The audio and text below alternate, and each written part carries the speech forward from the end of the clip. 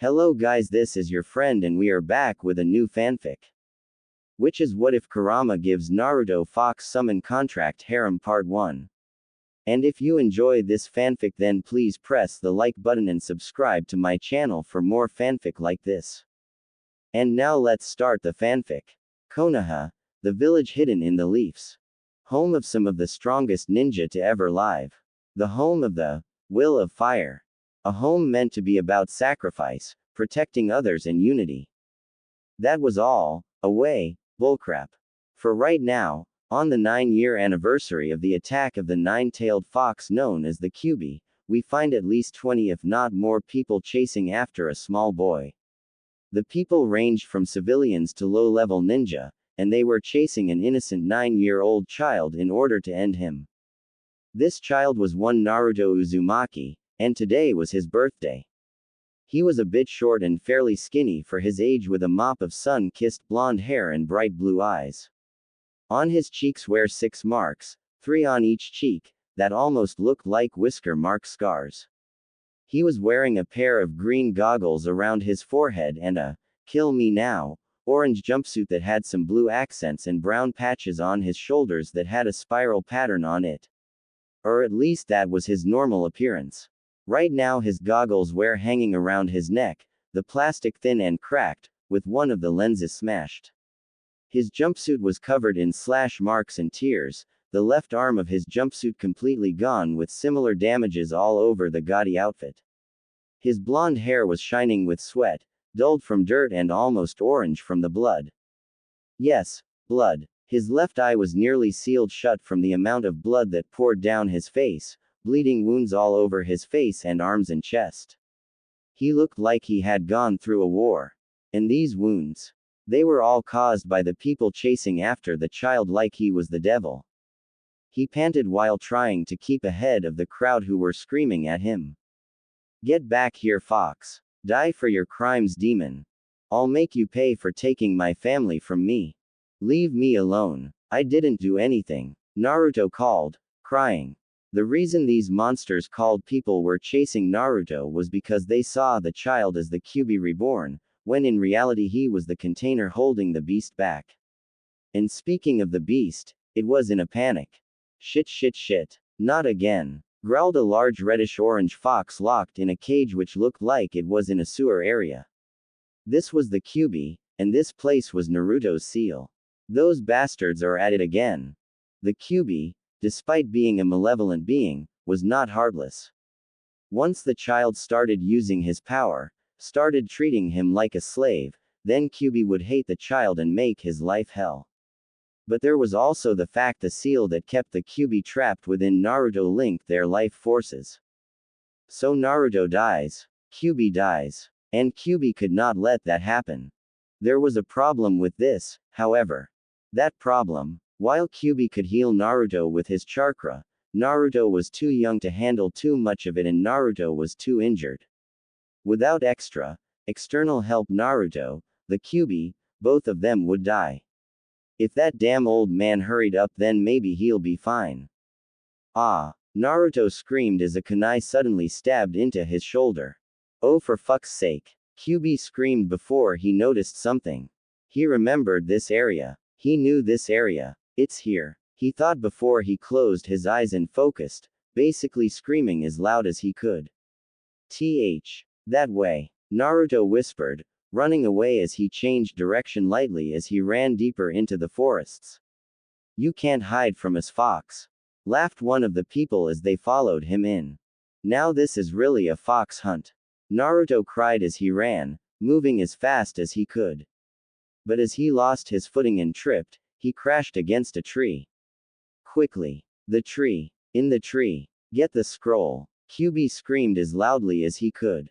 Naruto groaned while holding the tree and heard the people before he reached up into the tree and grabbed something. What? He whispered, pulling his arm back and seeing a scroll in his hand. Why's there a scroll in a tree? Sign it. Sign it. Use your blood and sign the contract. Kyuubi ordered. Naruto jumped at the sudden yell while rushing to unfurl it while he heard the people catch up to him. Quickly. QB screamed. Naruto shook a bit but nodded, using his bloody fingers to write his name on the scroll. He was then surrounded by smoke, disappearing as he lost consciousness. Unknown location. Naruto poofed back onto some ground with a thump and with some of his blood dripping onto it. He was inside a giant forest, the leaves a soft glowing blue with the trees nearly 20 to 25 feet tall. Several foxes of different colors with different numbers of tails began to emerge from the woods he had appeared in, sniffing him before they carefully dragged him away. They headed towards a large tree with a burrow right underneath it. Mother. One of the foxes, a white one with 2 tails, called into the burrow. What is it? Spoke a female voice that sounded deep and big. We found a boy who's injured. A boy, the voice repeated, now very curious. Hurry up, QB yelled, taking a risk and forcing some more chakra through Naruto to hope to catch the voice's attention. Wait, I know that chakra, the voice said in shock, QB's gambit having worked apparently as loud stomping footsteps echoed from the burrow as a large creature emerged. It was a pure red fox with 8 tails that moved closer to the boy and narrowed her eyes before they widened. Kurama, the beast whispered, its voice showing it was female before turning to the others, this boy is Kurama's host. We must save him. Yes, mother. The foxes nodded, getting to work. They carried him over to another burrow with several other foxes running out as they set him down and the other foxes taking his jumpsuit off to get a clear look at the wounds. Who did this to the little guy? An older sounding fox said in shock, the fox is healing him.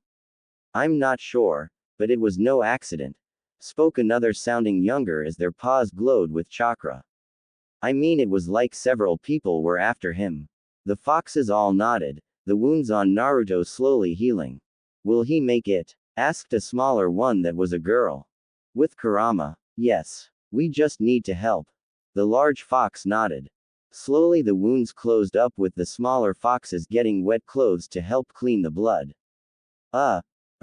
Naruto mumbled, awakening slowly while seeing fuzzy images over him. Oh, no. Hello. The white fox from earlier smiled. He blinked and saw the foxes clear as day before going wide-eyed and tried sitting up, but Winston groaned. Oh. Ow. He whimpered in pain. Where am I? Our realm. Spoke the older fox. You were found injured and bloody and we did our best to patch you up. Gah. Naruto yelled as he saw the giant fox, jumping back. Easy there. She spoke while Naruto hissed in pain. Your body is still needing time to rest, those were some nasty injuries. Who are you? What is this place? Naruto asked in fear. This is the realm of the fox summons. The fox explained, this is Muginamori Forest. And I am Kumsha, the mate of Kurama the 9-tailed fox. Naruto looked at her while confused. Mate. Kurama. Wait. The fox. His eyes then widened, recognizing half of what that meant. You. You mean you're with the fox that destroyed my home? Naruto yelled in fear.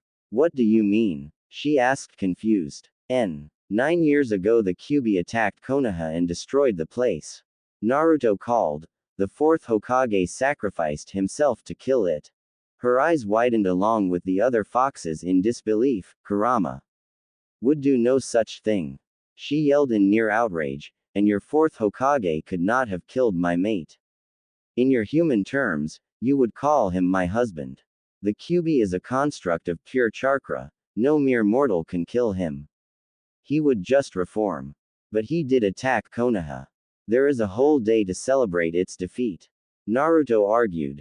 Yes, my mate held a grudge against your village, because of an incident that went back to the times of Hashirama Senju and Madara Uchiha, but even then he was not pretty enough to take revenge. Especially because of how long ago it has been. Kumsha explained with slight annoyance, but again, your 4th Hokage did not kill him. From what I have sensed, he has been sealed inside you. Naruto's eyes widened while looking down at his body and put a hand on it. Inside, me. Yes. She nodded, lowering himself so she was laying on her stomach. She did this so she was as close to eye level as possible. I can smell him inside you, I know my mate is inside you. I have not seen him for a few hundred years. So they are right, Naruto whispered. I'm a demon. Who are right, Kit? Kumsha frowned in worry. The villagers. They chased me. He looked down with sadness. They always call me a demon, a mistake, a bad omen ever since I was born.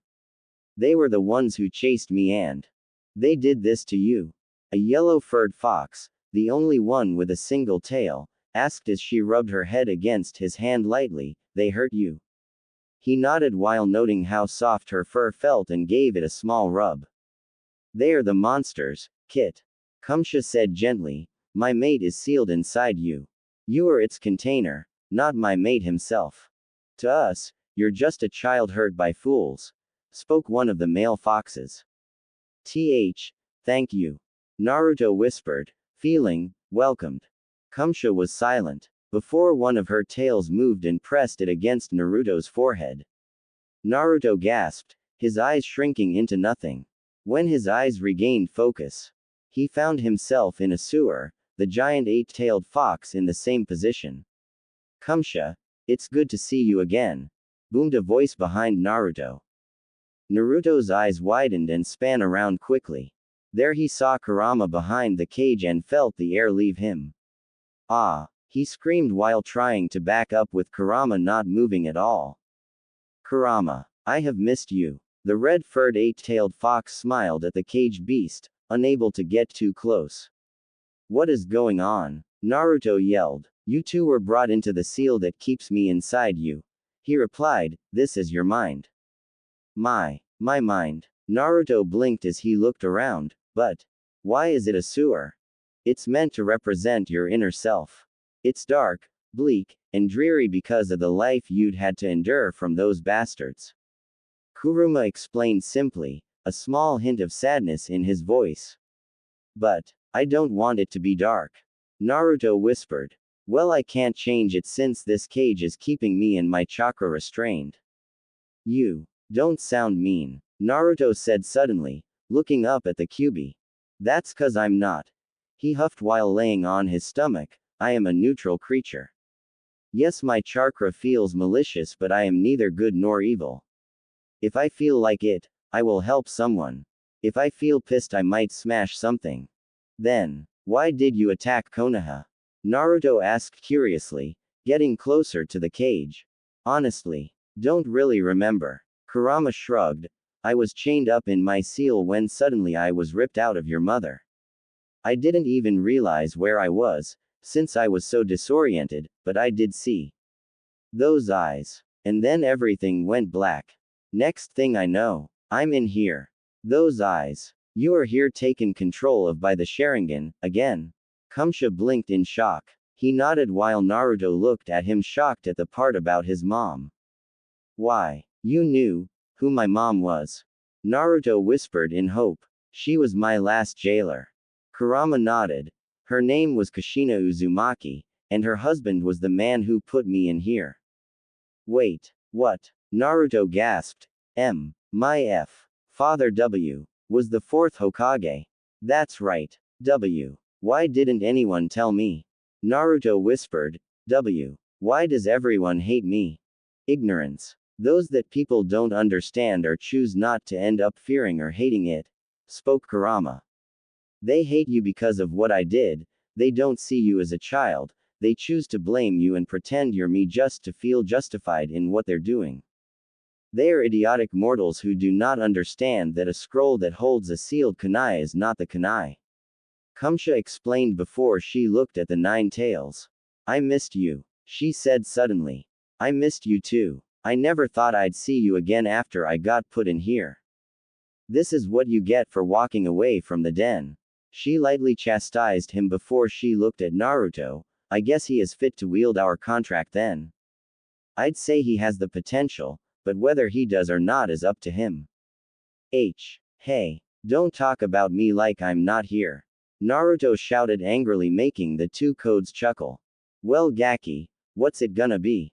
You put your blood on our scroll, but I urged you to do it so it would bring you here.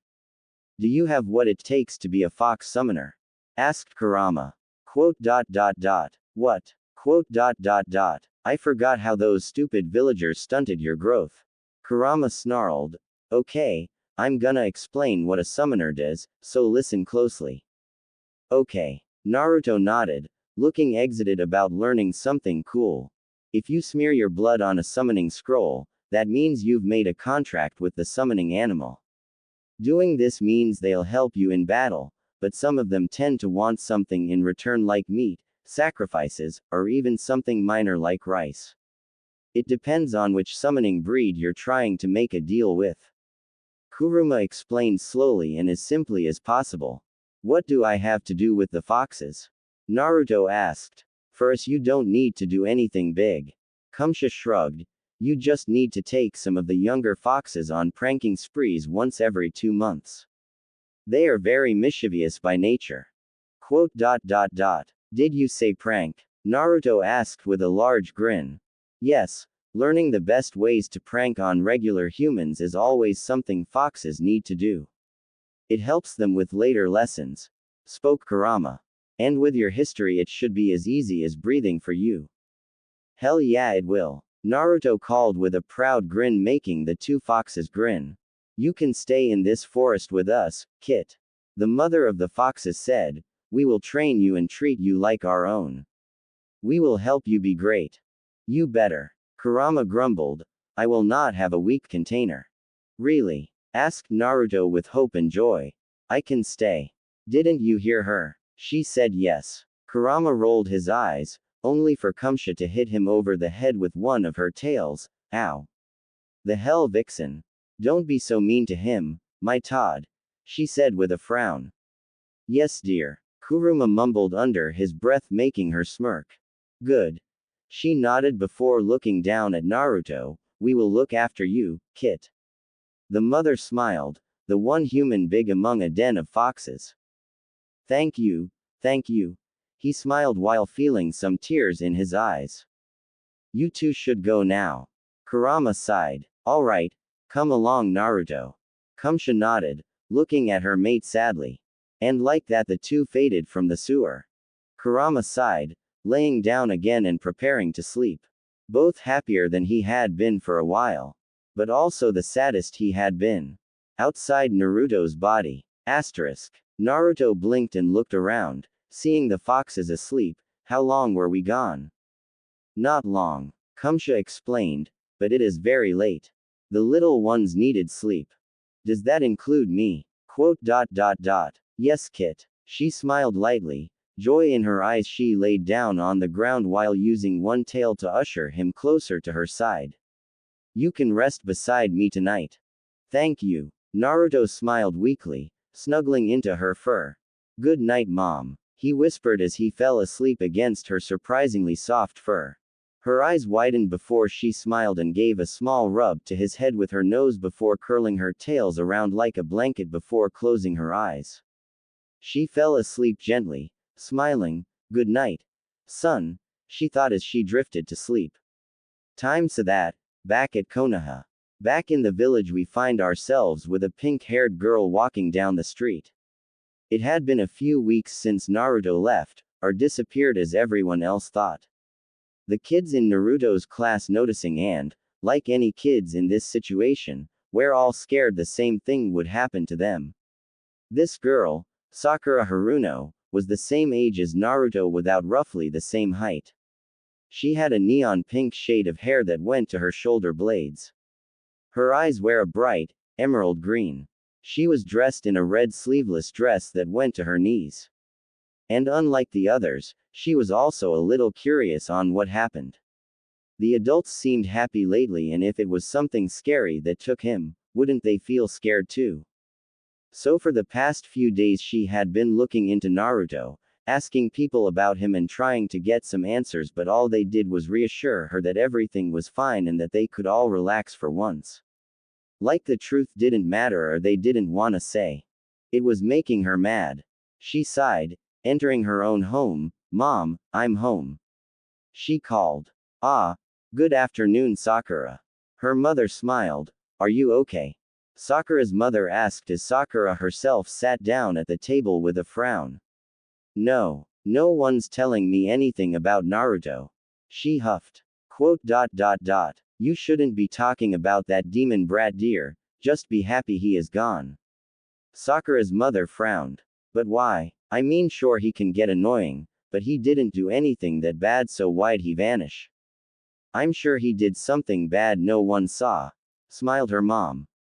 Besides, why worry about him when there's more important things? Like what? Well, you are in the same class as Sasuke Uchiha, aren't you? Wouldn't it be great to have him be your boyfriend? Her mother, Mebuki Haruno, smiled happily. Sakura sighed. Mom, I'm not into him. He just seems so moody all the time. Besides, when I was walking home, I noticed something about the fourth Hokage's head. It looked just like Naruto if he was older. Do not insult the fourth like that. Mebuki snarled in anger while standing up in anger. But it's true, spoke Sakura, who was too caught up to stand down. If you think about it, why doesn't Naruto's parents ever show up? They can't be busy, cause wouldn't we have seen them? Sakura, stop right now, her mother snapped. Stop and I will tell you why the demon brat is hated. Sakura reeled back while her mom let out an aggravated sigh and sat back down. You remember how, 9 years ago, the Kyuubi attacked and nearly destroyed our village? Mebuki explained, and how it killed Daddy. Sakura whispered sadly, yeah, everyone knows about that. The fourth Hokage, the hero he was, killed the demon at the cost of his own life. Mebuki continued, but the demon didn't give up.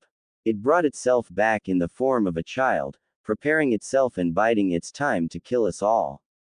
The demon took the form of the child you call Naruto. He is the Kyuubi, reborn. Sakura was silent with wide eyes, looking down at her hands. Do you understand now, Sakura, dear?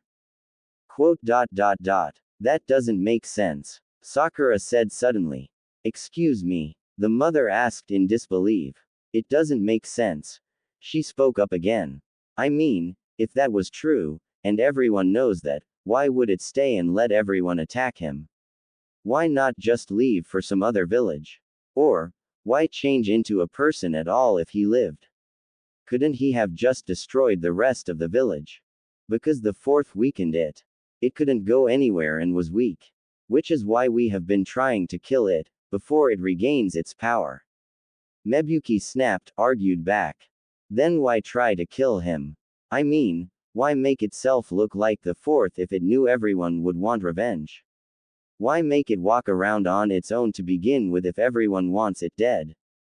Because it knew we would find it eventually, some way. It was mocking us. But it still doesn't make sense. What if it didn't happen that way? What if Naruto really is the fourth Hokage's son? Slap. Sakura reeled back and held her cheek while looking at her mom with shock, who glared at her. You go to your room, young lady. And don't let me hear you talk like that again. Mebuki frowned. But mom, I said go. But mum, if Naruto is the son of the fourth, wouldn't he be a better boyfriend than Sasuke? Sakura asked as she cried, trying to understand and reason with her mother while take a step back and looking away. Suddenly the room went cold and Sakura shivered, feeling like she should not have said that. Sakura, saying that filth is the son of the fourth, or that the monster is better than Sasuke, is where I draw the line. And you have done both. Mum. Sakura blinked in shock, taking a step back only for her back to the hit wall as her mother looked at her in rage. I'm going to make sure you never have thoughts like that again, Mebuki said darkly. Sakura's screams of pain soon filled the house. Elsewhere. We move away from the house and go to the top of the village, into the office of the third Hokage. He was an elderly man with a white robe on and a red hat on his head with the kanji for leaf, and he was in the middle of doing paperwork. But his mind was not on his paperwork right now, but on his surrogate grandson, Naruto. He had been missing for nearly 2 weeks and the old man was worried about the blonde he was his family. He sent Anbu out to try and find him, but they found Jack squat.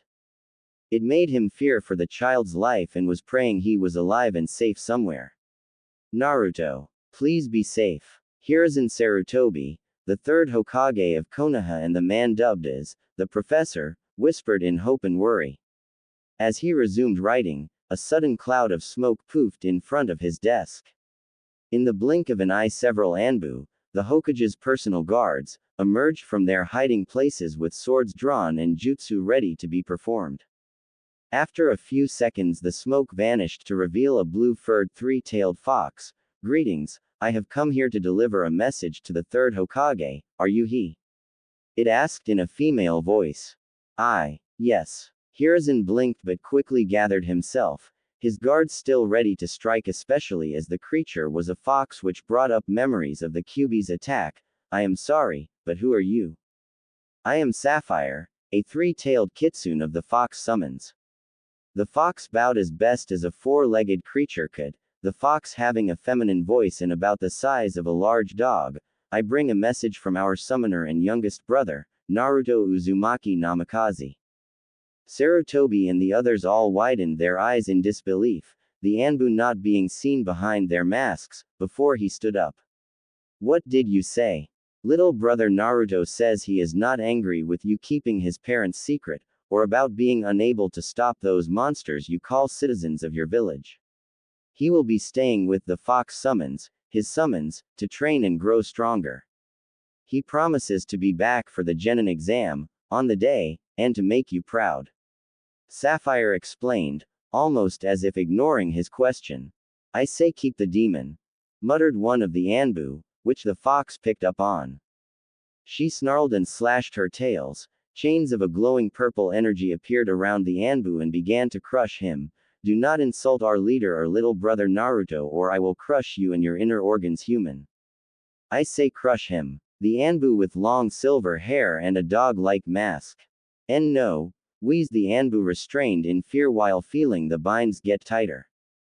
Enough, spoke Sarutobi. Let me handle him. I'd rather your kind not have to deal with more problems, and killing one of my shinobi would just make the villagers more scared. Trust me, I'll make sure he gets what's coming to him. Sapphire just scoffed and made the chains vanish before turning to the dog-masked man. Little brother likes you. Says you are one of the ones who helps him when they can. Thank you. She bowed lightly with genuine respect and thanks. The Anbu bowed back while touched to hear that before Sapphire turned to Sarutobi. I will be honest, Lord Hokage, myself and a good third of the older fox summons wish to punish this village for their cruelness it showed a child. It does not matter that the child was welcomed into the skulk. But Naruto asked us not to. Sapphire explained, but we shall protect Naruto. We shall help him grow strong and happy. The fox summons swear this. And to us kitsunes, our word is something we do not break. He wanted to ask more, but nodded. I thank you for doing this. I might not know your clan very well, but I have a feeling you might be able to help him more than Konoha can at this time. Do any of you wish to relay a message to Naruto? For, unless some dire situation emerges, you shall not see him or any fox summon until his return. Sapphire asked, this is your one chance to contact him. All of them were silent before the silver-haired one raised his hand. I have something to say. Sapphire nodded, turning to him. What do you want to tell him? She asked. Tell him, I'm sorry I couldn't do more for him. Okay. Sapphire smiled sadly and nodded before turning to the Hokage. Anything you wish to tell Naruto, Lord Hokage, or should I leave now? Yes, I want you to tell him the same. I apologize for failing as his friend. I'm sorry I couldn't do more for him, and let him know I'm going to make sure that when he takes the exams that no one will hinder him or try anything. Sapphire nodded with a wide smile. You are a kind and great man. She praised before disappearing in a plume of smoke. Hokage-sama, are you sure we can trust that fox? Asked one Anbu. She gave us no reason why we shouldn't. He said, but let me make this clear. No one is to mention what was said here. Anyone who does will suffer a great punishment. The Anbu all froze in fear and respect towards the professor. This is an SS class secret. Understood. Yes, Lord Hokage. They all called as one. Besides dog, you are all dismissed. Hiruzen nodded, all other Anbu vanishing into the darkness. Yes, Lord Hokage, spoke the Anbu. Take a seat, Kakashi. The old Hokage asked, using the man's real name.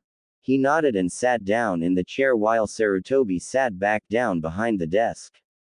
He also took off his mask, revealing his face, which had a second mask covering the lower half of his face.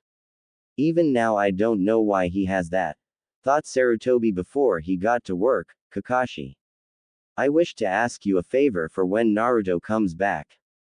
The third Hokage sighed. I ask you, if he passes the genin exam, to be the Jonin sensei of his team. Me. You want me to take on a team. He needs your guidance. The lessons his father passed down to you. And he needs kindness to help shape him into his own man. Kakashi, you saw Minato as a second father.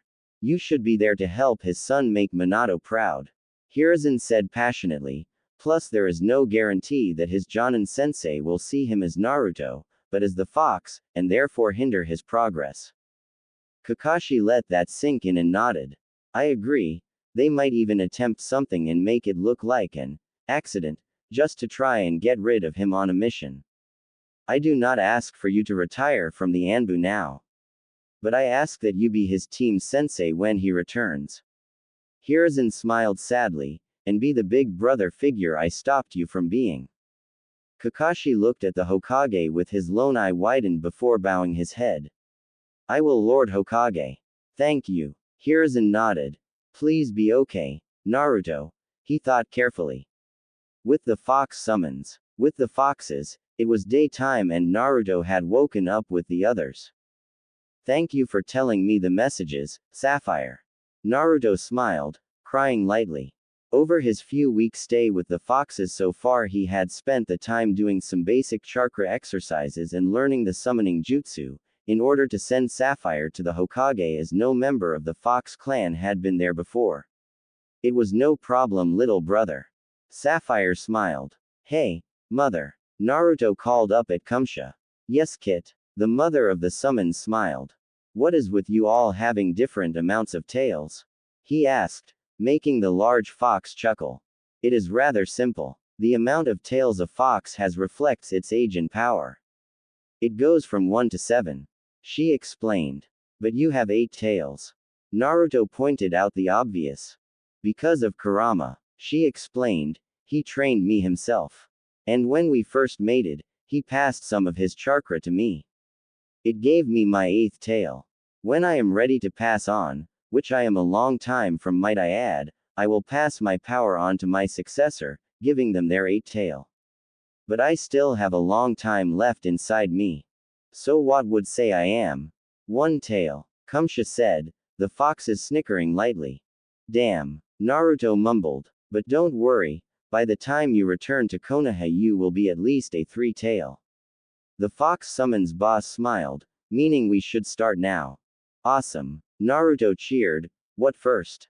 Kumsha smiled, her tails wagging gently. Time skip years later, Konoha.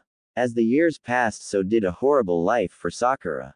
Sakura and her mother's arguments had continued and grown, her mother's treatment of her daughter getting worse as a result. Beatings and such having become a common occurrence for the Pinkett. Mebuki had focused on her back in places where most people wouldn't see, focused on purifying her daughter of the demon's spell, so she would be perfect for the last loyal Uchiha. Unfortunately, this had the opposite effect. Sakura had looked more into Naruto and she was confident Naruto was the son of the 4th Hokage. And she knew she could get him to be her boyfriend, as his crush on her had more or less been public knowledge. Because of this she had become obsessed with Naruto in order to suffer though her mother's torture, seeing the eventual ends being worth this pain. She also grew to hate Sasuke Uchiha, the one her mother wanted her to get with. This was because she blamed him for what she had gone through, which had gotten worse from a simple choice she made. She trained. Squire was smart, and because of that she knew that being with Naruto would be dangerous. So she trained. This, however, gave her mother the opportunity to up her daughter's purification. Cutting her arms and legs, using hot metal and pushing it against her skin. To put it simply, she hurt her daughter more with wounds that could be excused from her training. This leading to the girl wanting nothing more than to make her mother and Sasuke pay dearly and suffer more than she had. Sakura was currently hiding it well, but she was one wrong moment from mentally snapping. But that did not mean that she was ignorant to getting the attention of boys. Her mother did give her money to get good-looking cloths and makeup as well as books about picking up guys. Now her pink hair that reached her chin. Her fringe was curved and went down in several rolls, looking like a few curved spikes going down her forehead. She wore a black top that reached an inch past her hips. The shirt looked to be silk but was actually a high-class, free-breathing ninja material as to not weigh a ninja down but also keep them well cooled. The shirt had an almost kimono-esque style to it with red accents around the neck and the hem in the style of Sakura petals. The red also went down the shirt, connecting the neck and the hem of the shirt. Over the chest of her shirt was a small diamond-shaped hole which lightly showed off her B-cup cleavage, the red accents around the diamond. She was also wearing matching tight red shorts that hugged her waist and butt, hugging her curves while allowing free movement. She was wearing black, fingerless gloves with her fingernails painted red. She had a weapons pouch tied around her right upper thigh, full over kunai and shuriken. She was confident. Today was the genin graduation exam. Today she would be on her way to being a full-fledged shinobi, meaning she could start missions. Meaning she could prove herself for Naruto. A near-insane grin spread across her face as she picked up the pace. Maybe I can even find him and bring him back. Elsewhere, we go back to the Hokage's office, where Hiruzen was hard at work against his mortal enemy once again. Whoever invented paperwork is probably having a field day. The great shinobi thought in irritation, finishing signing another form when a blast of smoke filled the room. He looked up and was greeted by Sapphire. Sapphire had grown in size, now about the size of a normal dining table with 4 tails flowing behind her. And speaking of behind her, a figure stood there. The figure was a teenager with blonde hair that was not very long but not super short either and bright blue eyes. He wore a black fishnet shirt with an open black jacket on top, the jacket having orange accents down the arm and a large orange spiral on the back. The teen was also wearing black shinobi pants and a weapons holder on either thigh. Hey old man. The older Naruto greeted her with a cheeky, get familiar, smile, miss me. Naruto. Hiruzen smiled as he sat back. It is good to see you again. Sorry it took a while, I had to make sure my new look was all together. That and Sapphire here wanted to grab some lunch. Please, you wanted to be dramatic. She rolled his eyes. Says the one who said an entrance helps make an impression on people. Sapphire smacked him over the back of the head lightly. He stuck his tongue at her before turning to Sarutobi. So, am I late? No, classes have yet to start. He assured. Sweet. Then if you need me, I'll be getting my new headband. Naruto smiled, waving, before he seemingly disappeared. That Naruto was an illusion clone, which is similar to your shadow clones. He summoned himself near the academy. Sapphire explained. I'm impressed. I didn't expect that at all. Hiruzen commented. My little brother has grown. Sapphire said proudly. I can see. Want some tea? Hiruzen asked with a smile as Sapphire jumped onto the chair opposite him. I very much would, thank you. Sapphire nodded as Hiruzen poured 2 cups of tea. At the academy, the class where all sat down ready for the class, scattered around at their own desks. Sakura herself felt more excited and scanned around the others before spotting the last Uchiha and had to keep herself from scowling. He was sat near the window at the back, looking out the window with a moody scowl showing how he thought everyone else didn't matter. Sakura forced herself to ignore him and looked around the class, looking at her other classmates. There was Kiba Inuzuka, a boy with a gray jacket with black fur lining around the hood and sleeves with a small white dog on his head. Then there was Shino Aburame. Shino had black hair and wore sunglasses, wearing a massive white coat that covered half of his face. Next was Hinata Hyuga. She had blue hair with bangs going past her face with pupilless eyes and large overcoat. Sakura had to admit she was a bit jealous of Hinata, knowing she had large for their age. She glanced down at her chest for a second while looking at the others. Sitting near Sasuke were a bunch of random civilian fangirls that just disgusted Sakura. But among them was a girl that was once Sakura's friend, Ino Yamanaka. A blonde whose hair is in a ponytail but she wears a lot of purple clothing. Sakura used to really like Ino, the two great friends, but when Ino started fangirling over Sasuke, Sakura began to hate her. If she wants to throw herself at that bastard, she can have him, she thought in annoyance. Another person in the class was Shikamaru Nara, a very lazy guy with a pineapple-style hairstyle. Besides him was a slightly portly boy with brown hair and eating chips, his best friend Choji Akamichi. Sakura sighed, looking back to the front of the class. That's when she saw their teacher enter. He was a slightly scared Chunin called Iruka Yumino. Iruka dressed in the classic, generic Chunin attire. Alright class, today is a big day for you all. The day you graduate is genin. Sakura actually sighed at that. Less than a quarter of the class took the idea of being a ninja seriously, that being her, Sasuke, Shino.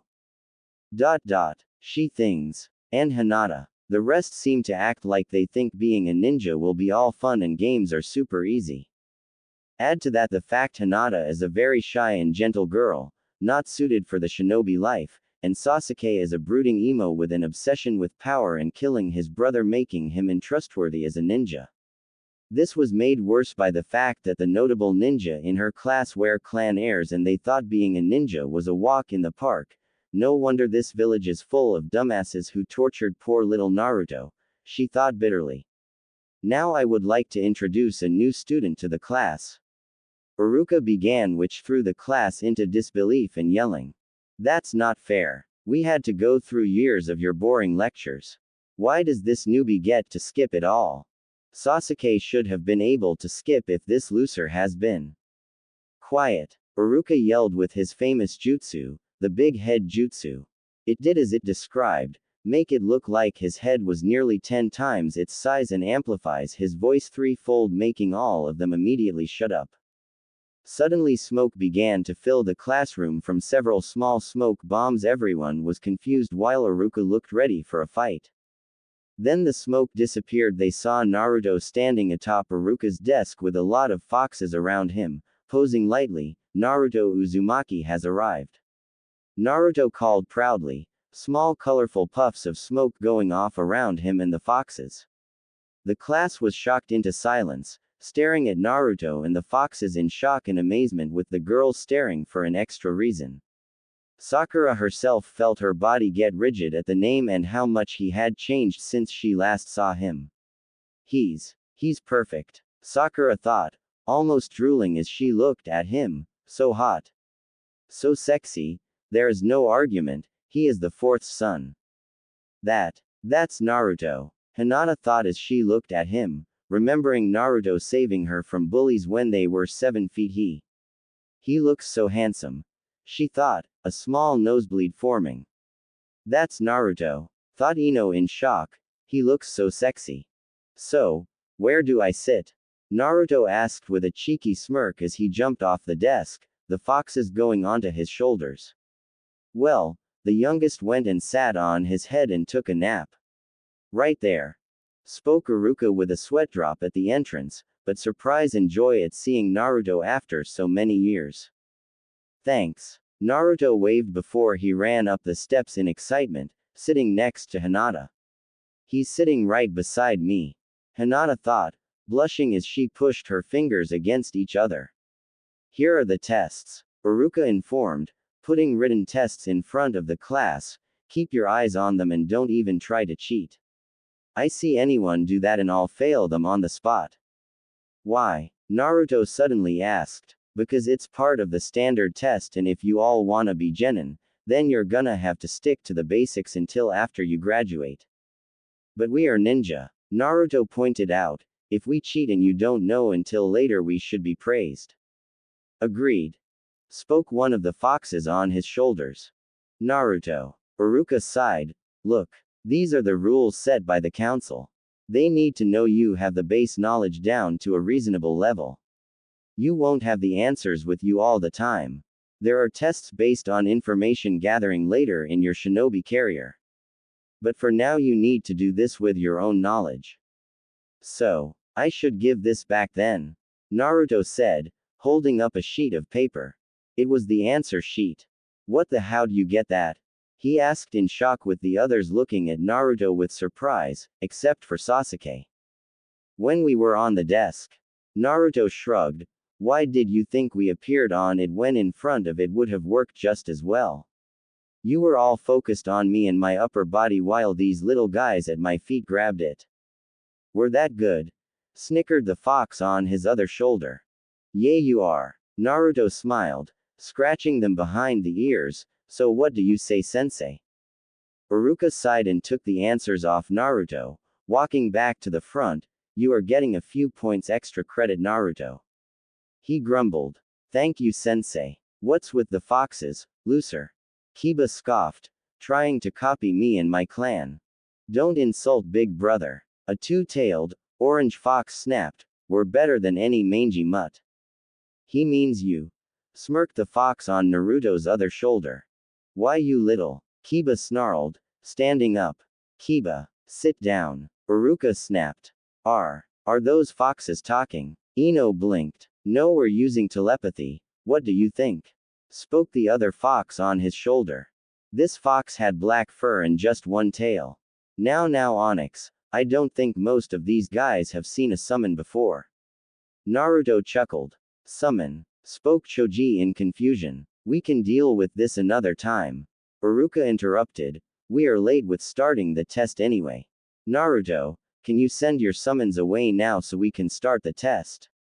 Yes, sensei. Naruto nodded. Sorry guys, I'll see you later. Remember your promise, big bro. One of the foxes giggled. Will do. Foxes always keep their word. Naruto smiled. Bye. The foxes called, disappearing with small puffs of smoke. Quote. Well, you have an hour to finish your tests. Iruka ordered his class as they took a few seconds to calm down. This'll be a sink, Naruto thought, spinning his pencil. Time ticked away, pencils scrapping paper being the only sound that filled the room. Besides a few mumbles, frowns and mutters under people's breath. Sakura herself tried to focus on the paper, but she kept glancing up near where Naruto sat. He's here. He is finally here, she thought.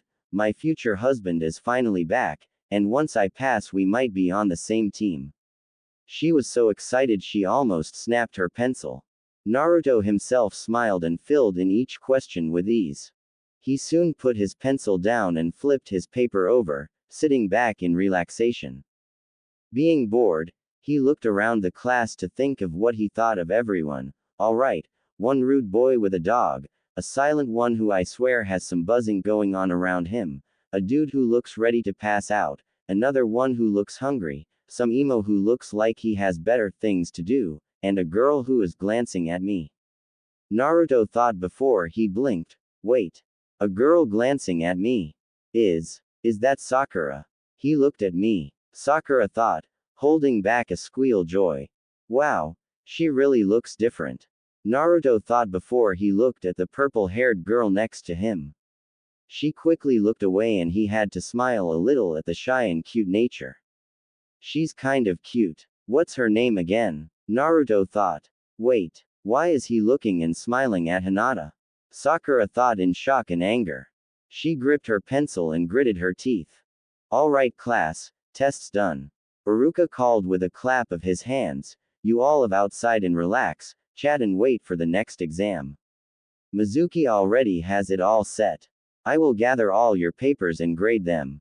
We will start when I join you outside. All of them stood up and started making their way out. This is my chance. Sakura thought as the class stood outside in the afternoon sun. I can show Naruto how much of a real kunoichi I've become. She took a few breaths and coughed, walking towards Naruto with a smile. Hi there Naruto, she greeted with a smile. Huh, oh, hi Sakura, he greeted with a small wave. How are you? Good, she smiled. I've been defending you since you left. Defending me? Naruto blinked. Yay. From all the people who spoke bad about you. Sakura grinned, expecting him to start thanking her, and maybe even give me a kiss. Huh. Thanks Sakura. You're a great friend. Naruto smiled before he walked off to talk to Hinata. Friend. She blinked, feeling the world around her starting to break. Friend, as in, not girlfriend. She began to hyperventilate, feeling like the ground was falling out from under her. No. Anything but that. She closed her eyes and shook her head, calming herself down. She just had to prove herself to Naruto. She had to show him she returned his feels and she was worthy of standing as his lover. She had to show her skills, her power and her womanly charms. Slowly the genin stopped near a large space with a silver-haired man in the Chunin attire walked out. Mizuki was one of the 2 Chunin instructors of the academy. He had white shoulder-length hair with a slight hint of blue to it and green eyes. He wore the standard attire of the Konoha nin before his defection, which included flak jacket and forehead protector that he wore like a bandana. Hello everyone. He greeted. Right now we're going to do a taijutsu test to see if you can handle yourselves physically. Mizuki explained. You will be facing me one-on-one in taijutsu. You must last for 5 minutes without me throwing you out of the ring. You get bonus points if you knock me out of the ring. First up is Sasuke Uchiha. The emo walked up with the civilian fangirls already cheering for him as he stood in the ring. Mizuki is going to throw the match. Sakura grumbled as she sat next to Naruto and Hinata. Huh. Naruto blinked. He always shows favoritism to that bastard. Sakura explained simply. He sounds like a great guy. Naruto rolled his eyes. Alright, begin. Mizuki called. Everyone watched as Sasuke attacked, the silver-haired Chunin putting up a sloppy defense before he was knocked out of the ring at the 2-minute mark. Nicely done Sasuke. Mizuki praised. Sasuke scoffed and walking away with an arrogant smirk. Alright, next up is Sakura Haruno. Alright. Sakura cheered as she ran into the arena. Watch me Naruto. Watch what I have become for you. Mizuki stood up while Sakura got into a ready stance. Alright, begin. Sakura roared as she charged and began to rapidly punch and kick at Mizuki, her strikes having tremendous power and speed behind them. Mizuki was surprised and tried to dodge her due to the size difference. Sakura gave a power punch which hit Mizuki in the gut, knocking the wind out of him and knocking him out of the area at the 3 minutes mark. I win. Yes you did. He flinched. How can a civilian girl punch that hard? Mizuki thought in slight anger. Did Naruto see that? Sakura thought, looking behind her to see Naruto chatting with Hinata. She gritted her teeth while glaring daggers at the girl. That. So, Hinata, what are you into? Naruto asked her, the girl seeming nice. What do you mean? She asked with a blush and slight stutter. Hobbies and such. He shrugged, sitting back in relaxation. Personally I love relaxing. And pranking. Oh, well, I do like walks. Hinata said shyly. And flower pressing. Flower pressing. Sounds nice. He nodded. While he talked with her Sakura glared while Mizuki went on to test the rest of the class till it was his turn. Hinata Hyuga. Mizuki called. Sounds like you're up. Good luck. Naruto smiled. Hinata nodded, walking to the small ring. Naruto took the time to look around for someone else to talk to while watching Hinata lightly. He spotted Shikamaru sitting on the ground while Choji sat next to him while eating from a bag of chips. Hey. Naruto greeted her as he sat down next to them. Yo. Greeted Shikamaru in a bored tone. Naruto Uzumaki, future sage of the Fox Summons and future Hokage. Nice to meet you. Naruto greeted, holding out a hand. Shikamaru looked at him before shaking his hand. Shikamaru. You don't talk much, do ya? Naruto chuckled. It's too much of a drag for me. Naruto shrugged, turning to the slightly chubby classmate, got any extra? Nope. Already ate it. Damn. Feel like going for ramen after the tests. Naruto offered. Sounds good to me. The two shared a smile, turning their sights to the ring and Hinata's fight. She was having trouble hitting Mizuki, who kept dodging her open palm strikes. Her movements were a bit strict and blocky, unsuited for her frame. And while she wasn't doing much damage to Mizuki, he was too focused on defense to counter her. But then he saw an opening and tripped her off her feet. And time, Mizuki said, Hinata pulling herself up slowly, you lasted 5 minutes, very good. Thank you sensei. She quickly got up and hurried off to Naruto, Mizuki glaring at Naruto. Your turn. The Chunin said bitterly. Me? Naruto asked, pointing at himself. Yes you. Who else would I be talking to? He frowned. Okay. If you want. Naruto shrugged. You just didn't call my name, which you did with everyone else. He walked into the ring, relaxed. That's because not everyone you face in life will bother to know your name. Do you think an enemy nin is going to want to know you before slitting your throat? This is a test. And you called everyone else's names. Naruto scoffed. Well, let's do this. Damn demon bastard. Mizuki thought, trying to stay calm. Begin. Naruto smirked and, unlike what everyone expected, Naruto didn't take a fighting stance. He instead had his hand in his pocket, relaxed, and began casually walk towards Mizuki. What's the idiot doing? Thought Kiba. What are you doing? Mizuki blinked, shaking a bit in confusion and nerves as Naruto got closer. He was feeling creeped out from how casual he was acting. Naruto smirked, almost chest to chest. When Naruto suddenly moved, thrusting a palm out, Mizuki's eyes widowed and dodged as best as he could by leaning back, which allowed Naruto to kick Mizuki's leg out from under him. The Chunin twisted, trying to readjust himself when Naruto's foot slammed into Mizuki's gut, sending the silver-haired men out of the ring, and out you go. Everyone was silent, staring in shock. Not even 30 seconds. And he did it so relaxed, so casually. And so strangely. Mizuki was stunned and pushed himself up to see Naruto walking away and gritted his teeth in anger. That demon brat, he roared mentally. The fox summons fighting style. Naruto smiled, not saying anything, manipulating your opponent and tricking them. Using their confusion and instincts against them.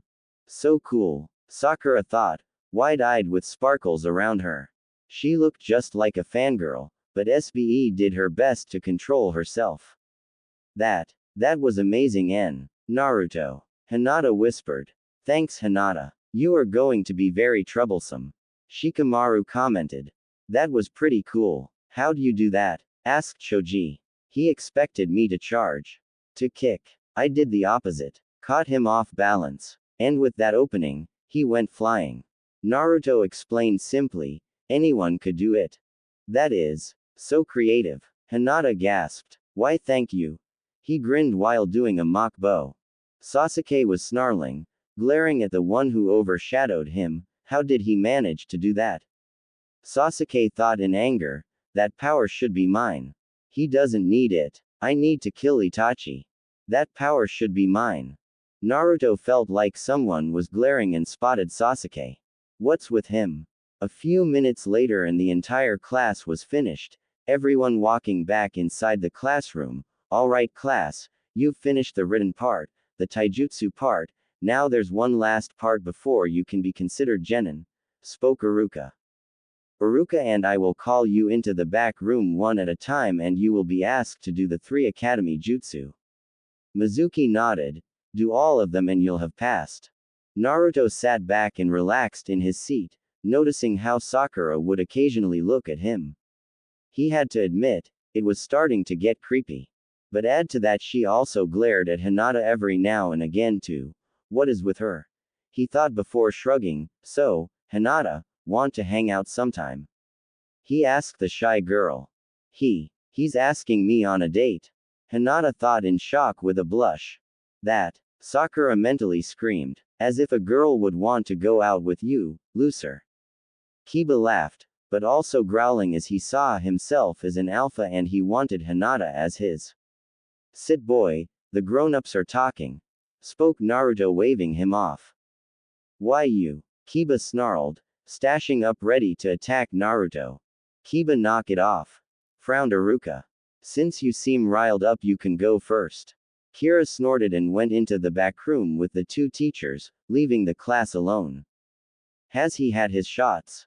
Smirked Naruto, which got some of the others to snicker. One by one students went into the room, some coming out with headbands and most without, most of which were mainly civilians.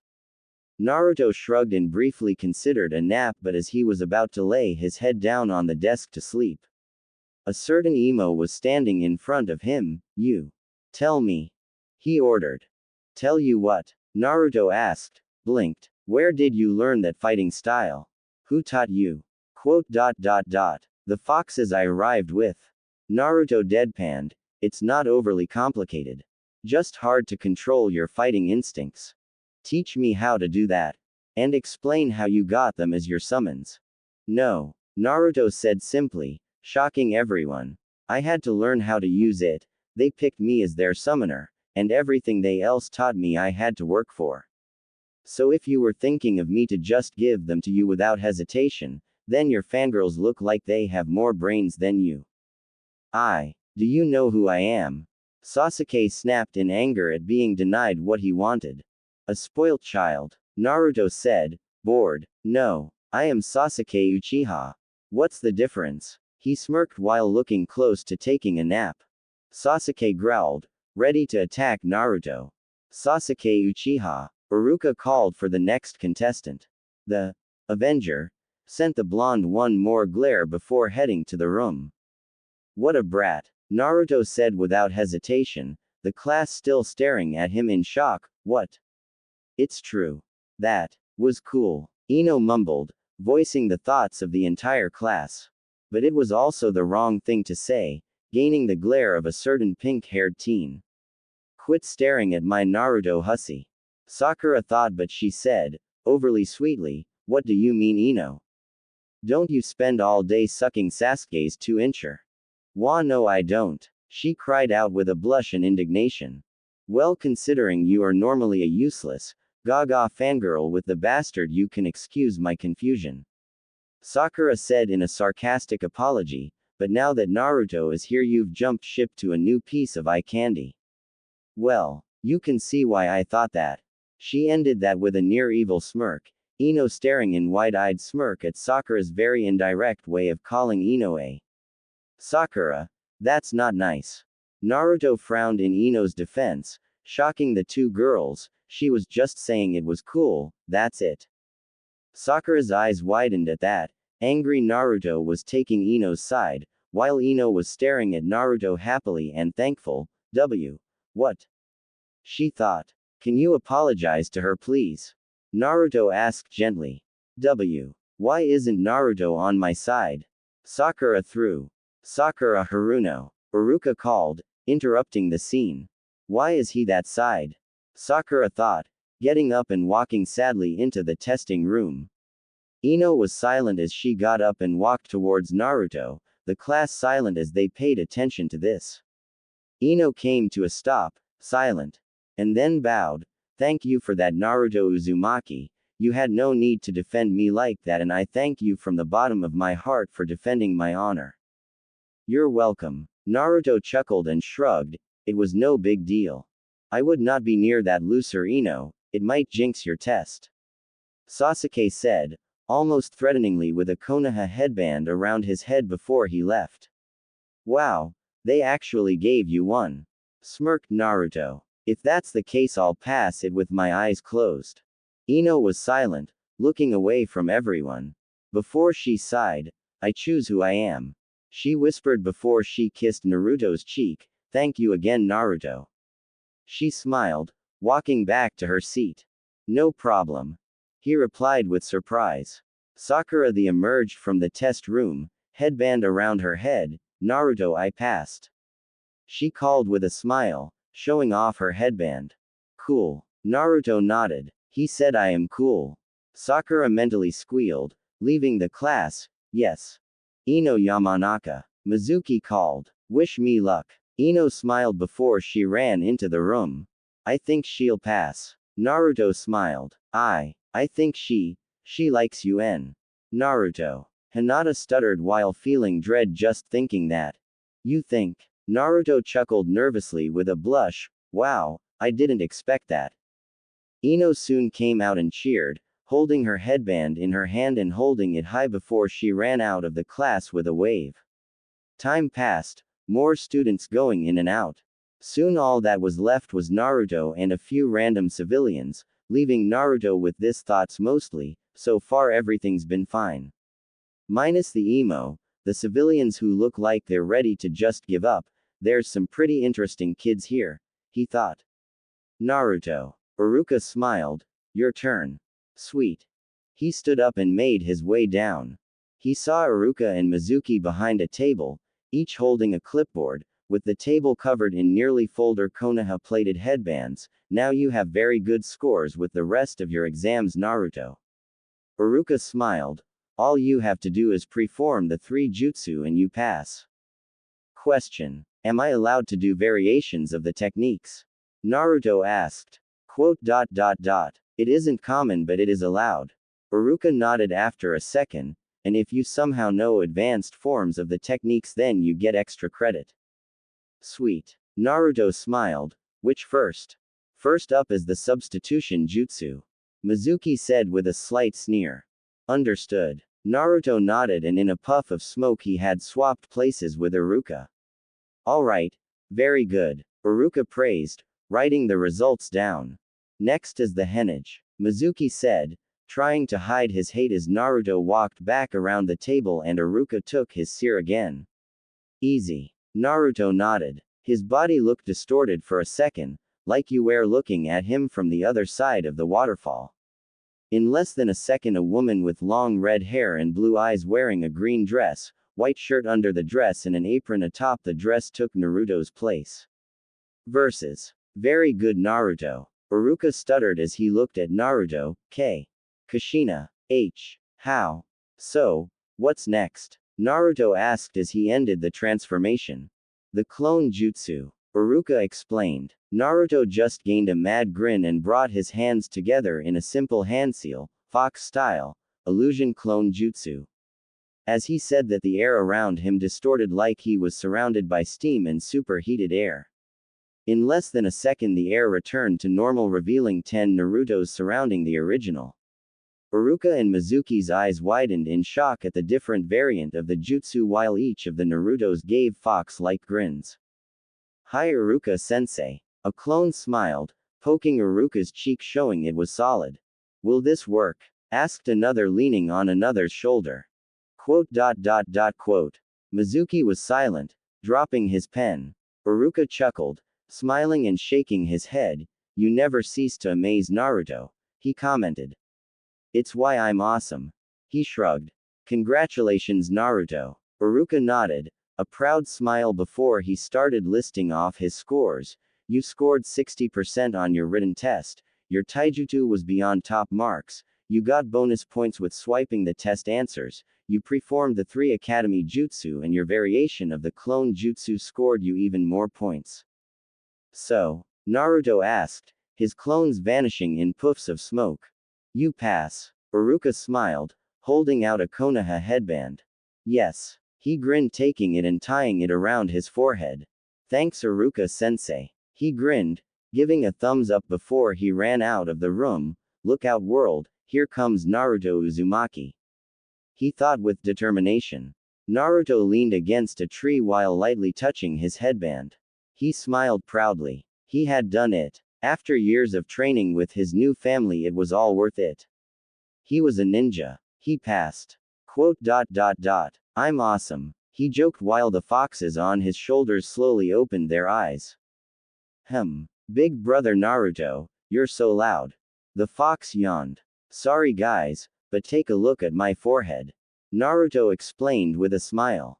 The foxes gasped and smiled at the headband, cheering. Woohoo! Way to go, bro. We knew you could do it. Mother will be so proud when we tell her. I won a deer. Ye wait what? Made a bet about if you'd choke or not. I won so I get a freshly hunted deer. The fox grinned. Figures you guys would make a bet. Naruto chuckled, rolling his eyes as he looked around the small area in front of the academy. Those who passed were being congratulated by their family, smiling and chatting away. I wonder if I should see if any of them still see me as a demon. He thought, noticing how the families all looked at him at least once. Either because of the foxes with him, which Konoha has hated since the Kyuubi's attack, or because their children were telling them about their new classmate. You sure that's a good idea, Kit? A familiar dark, grumpy voice echoed inside Naruto's head. Oh, calm down, you fluff ball. Naruto smiled. It's fine, so calm down. Okay, Dad.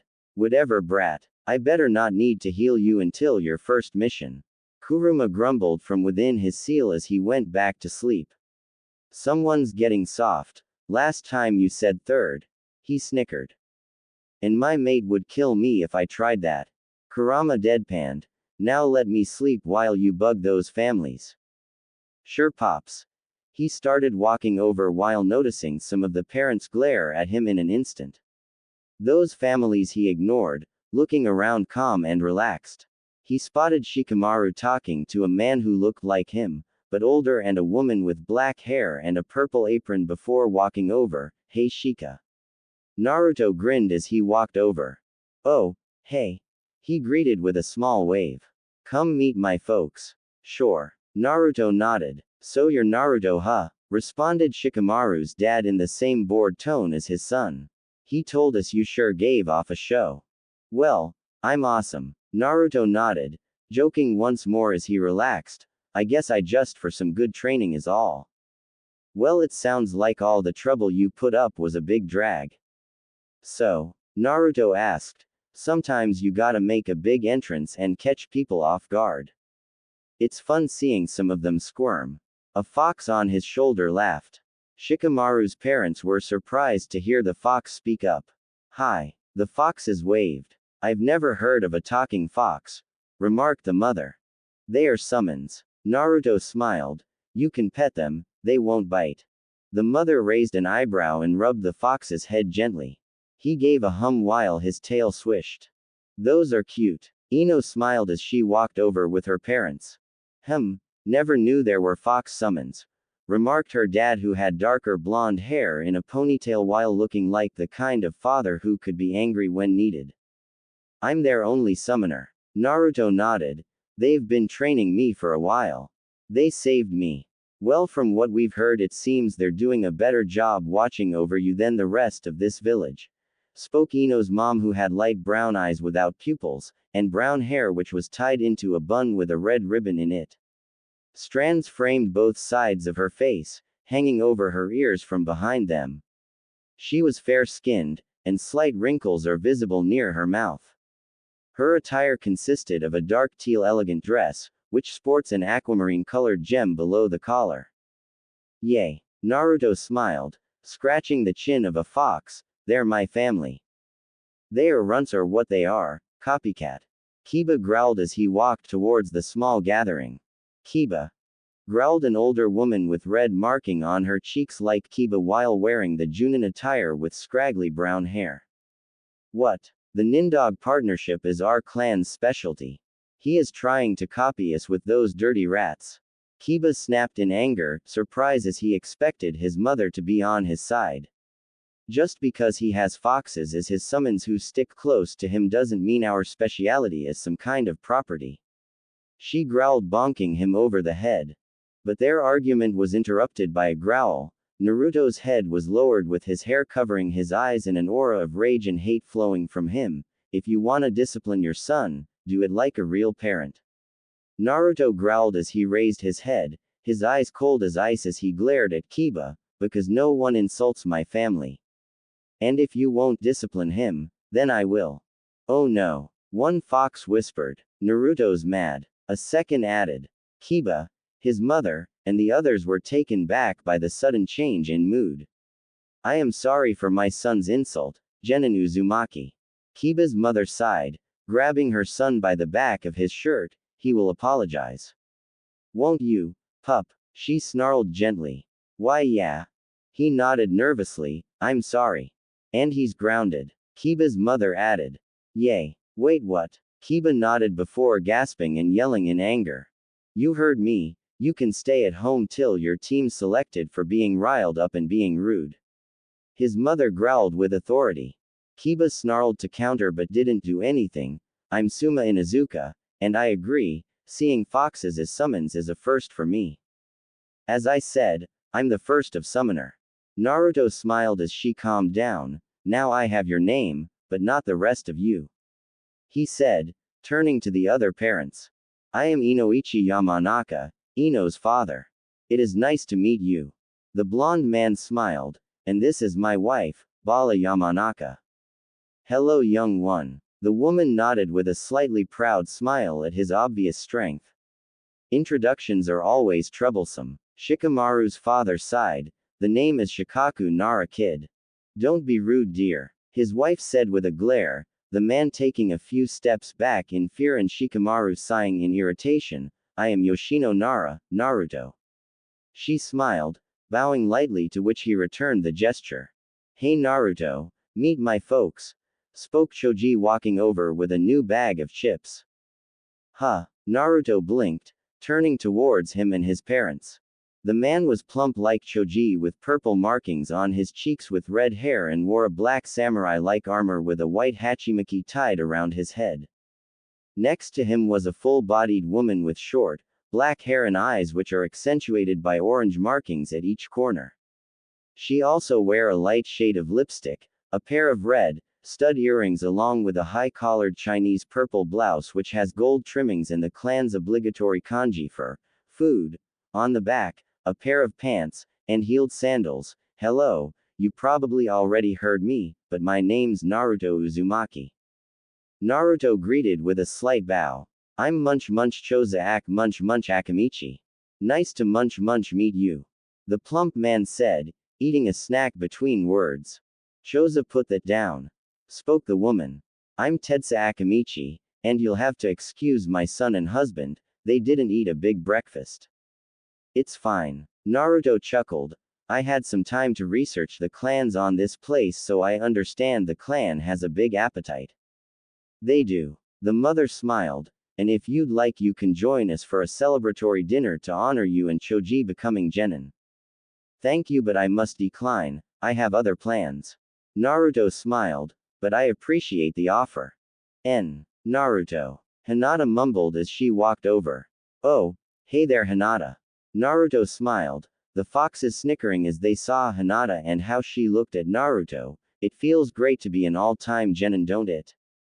Yes, it does. Hinata nodded shyly. Naruto noticed a tall man with similar eyes to Hinata standing behind her with a stern expression and long hair while wearing a traditional kimono. Hello sir, I guess you are Hinata's father. Naruto asked politely. Yes, you may call me Hiyashi. He replied with a slight bow. It is a pleasure to meet you. Naruto bowed again. Kumsha really beat in that, respect your elders bullshit into, didn't she? Kurama snickered. She did, and it only sticks when it needs to. Naruto thought back with a mental grin, well, I should get going. Naruto smiled, it was nice talking with all of you. Same. Ino's father smiled as they watched him walk away from the academy. Naruto waved a bit, chuckling as he walked through the village. But as he did he saw more people glare at him or scoff as he walked past him. Although he didn't care, I wonder if they'll get tired of hating me and start hating on each other for a change of pace. Naruto thought, it would at least be entertaining. True. Kurama thought, man, this place hasn't changed a bit. Naruto whispered. Which is bad. A fox said next to him, it means stagnation culture, technology and population. The others nodded in agreement, taking in the sights. Meanwhile, A familiar pink-haired girl was following in the shadows with a mad look in her eyes and a hungry look on her face one would associate with a killer in a horror movie as they stalker their prey. Naruto. Naruto. My Naruto, she was chanting in her mind. He's here. He's really here. Naruto. Naruto. My Naruto. I want him. Love him. Mine, she thought, giggling madly to herself. Time skip. Man, I missed this place. Naruto smiled as he arrived at a ramen cart stand that was very important to him. I wonder if the old man and Ayame still run it. It'd suck if they sold it. Naruto sighed. Walking through the curtains, he took a seat before seeing a brown-haired girl come out in the usual uniform. Ayame. Naruto. She gasped, her eyes watering. Is that really you? Yep. Naruto smiled his classic grin before seeing Ayame quickly reach over the counter and pull him closer into a hug. Gah. He gasped, his face ending up between her as she hugged him. Ayame. Oh Naruto, I'm so happy. I thought you died, she spoke up while feeling tears down her cheeks. You did? Naruto asked, feeling guilty. She nodded without pulling away from him. I'm sorry, Naruto whispered, hugging her. I didn't mean to make you sad. Dummy, she whispered, pulling back while wiping the tears away. Why didn't you tell me where you want? I thought the old man would tell you. Naruto said guiltily. Figures. Scoffed one of the foxes while Ayame's eyes went wide. Did that fox just talk? She asked, looking almost like she would faint. Oh yeah, say hi to my brothers. Naruto smiled. I lived with these guys while I was gone, in fact they even trained me. Trained you? Yep, they're my family. Naruto smiled, in the first fox summoner. And one day, the first fox sage ever. Ayame was stunned while feeling nostalgic at his energy. She had missed this. That was when she began to look up and down, actually taking in his appearance and how he had changed. She held back a gasp, her eyes widening a bit as she blushed. He's become so handsome, she thought. So is the old man still around? Naruto asked, breaking her out of her thoughts. Oh yes, he's here. She nodded, blushing lightly. Dad, we have a customer, she called back a second later. Good. We need as many as we can get. The old man grumbled as he walked out to the front.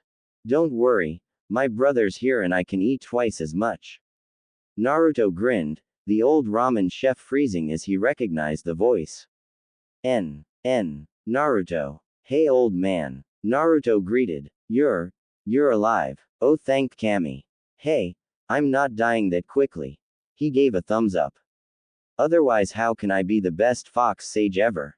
And only. Muttered the fox on his left shoulder with a snicker. Hey, Naruto huffed. I could dye your fur again, remember last time? No. The fox squeaked. Please no. Everyone laughed at me for a month. That's what I thought. Naruto grinned as he sat down. Well, looks like it's ramen time. He called. I'll have the same kind I had last time. Of course Naruto. Ayame smiled. But twice the amount. Naruto grinned, shocking the two. I've been starving all day. Suddenly the old man beamed, running into the back and cooking, and if you two are good I might share. Teased Naruto as the foxes got off his shoulders to rest on the seats on both his sides. That made them grin in excitement while their tails wagged and Ayame stood there, still stunned. Before she chuckled and calmed down a bit, smiling at Naruto, you really have grown up. You too Ayame, you've become real pretty. Naruto complimented with a smile, trying to be nice. Oh you? She blushed. Ayame sighed, looking down guilty. It is a good thing you are here Naruto. For the last few years we have barely been able to keep out of the red. Not many customers. But the food here is amazing. Exactly. It's your favorite food. Plus, my father and I like you. Ayame sighed. Sounds to me like other people were bearing a grudge, remarked one of the foxes. Stick away from your food just to spite you or maybe they figured you were helping the demon, in their heads. We know. But their reason doesn't matter. Our store was barely staying afloat. This will save us. Ayame smiled. That last part seems like it's missing a word, we know. But their reason doesn't matter. Our store was barely staying afloat. This one visit will save us for a few months. Ayame smiled. We owe you so much. No problem, Ayame-chan. Naruto. What can I do to repay you? Ayame asked, taking his hands gently. He was surprised at the sudden move, but smiled. Nothing. Just stick around and keep serving good food. You sure? She asked with a slight frown. There must be some way besides just food. A small blush spread across her face as she thought, you know, like a date. The foxes took note of her red cheeks and smirked while Naruto didn't seem to grin, chuckling. What's so funny? Naruto blinked. Alright, first round of food's ready. Ayame's father smiled, putting down several bowls of ramen in front of Naruto. Aw man, I can already feel my taste buds opening up. Naruto grinned, thanks for the food. He called before he dug in, devouring the noodle dish like he was a starving man as each bowl emptied out one after the other. Wow. Ayame blinked.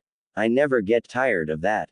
Meanwhile, outside the stand, a familiar Pinkett gave a deep love-filled sigh. Naruto-kun's appetite is magnificent. Sakura thought, he's so cute eating like that. But when she looked at Ayame she started letting out ki. What is she doing? She thought with a snarl, is she trying to get him by using his favorite food? I could cook better than that whore. Her fists clenched, pulling a kunai out in anger. One of the fox's ears twitched, something she noticed before putting it away and quickly darting away. You okay? Naruto asked as he stopped eating. I thought I sensed someone nearby, but it's not there anymore. So, Naruto, how about you tell us about what you've been up to? Ayame smiled. Well, it's sorta long, but I figured I was gonna have to talk eventually. Please. Ayame pouted. Don't worry, I was going to. Naruto smiled. So, where to begin? How about where you ended up? Suggested Tuki, Ayame's father. That would be the home of the fox summons. He shrugged. Really, it was like a big forest with burrows around and filled with all sorts of foxes. It's fun. One fox grinned. But it sticks when this guy sleepbarks. Spoke the second, pointing to his brother.